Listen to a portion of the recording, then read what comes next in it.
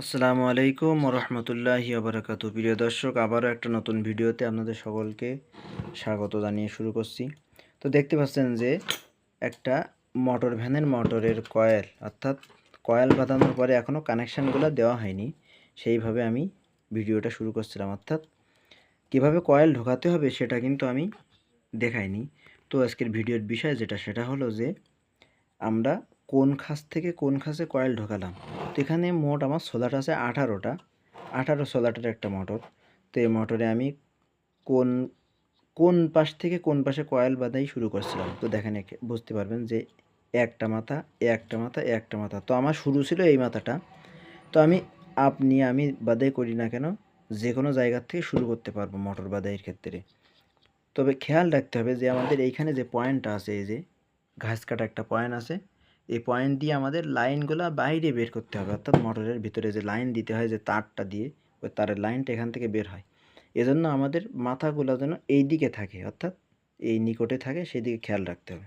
তো আমি শুরু করছিলাম এখান থেকে। তো আমি এখানে তার দিয়েছি 12টা, অর্থাৎ একটু খেয়াল করলে বুঝতে পারবেন যে আমি এখানে কিন্তু 12টা তার দিয়েছি।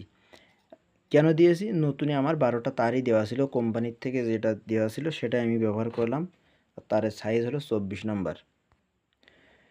এখন আমি এখানে কিন্তু কয়েলটা শুরু করছিলাম। এই যে দেখেন, এখানে বাম পাশ থেকে আমি কয়েল পোড়ানো শুরু করছিলাম। এখানে কয়েল দেওয়ার পরে এটা এক পাশে 3টা কয়েল দিয়েছি একসঙ্গে। এই পাশে কয়েল ঘোরার পরে ঠিক এইখান থেকে মাথাটা বের হয়েছিল, এই খাঁজ থেকে হওয়ার পরে আমি এই কয়েলটা এইভাবে এটার উল্টা পেঁয়াজ দিয়ে দিলাম। ডাইন পাশ থেকে শুরু করছিলাম।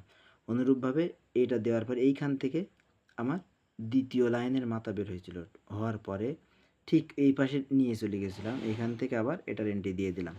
তো 3টা মাথা আমার, 3টা কয়েল পাশাপাশি থাকবে এই লাইনে।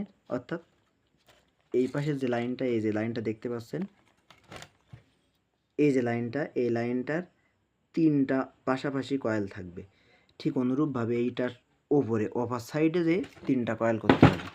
যদি আমরা এইটা করতে পারি তাহলে আমাদের ঠিকভাবে কয়েল বাঁধানো হবে। ঠিক দেখেন, 3টা করার পরে আমি এখান থেকে লাইন নিয়ে 5টা ঘাট বাদ দিয়ে 6 নম্বর ঘাটের থেকে আবার কয়েল পেছানো শুরু করছিলাম।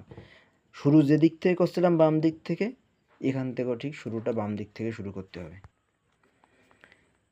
এরপরে আমাদের লাইনগুলো কানেকশান দিতে হবে। ঠিক কয়েলের শেষ প্রান্তগুলো ভালোভাবে ঘষে 3টা কয়েলের শেষ প্রান্তগুলো একত্রে অ্যাডজাস্ট করে ঠিক এইভাবে টাইট করে ঝালাই করে দিতে হবে। এরপরে যে সুরা মাথাগুলো থাকবে, সুরো মাথার থেকে আমাদের লাইনগুলো বের করতে হবে। তো আজকের ভিডিও এই পর্যন্তই। সবাই ভালো থাকবেন।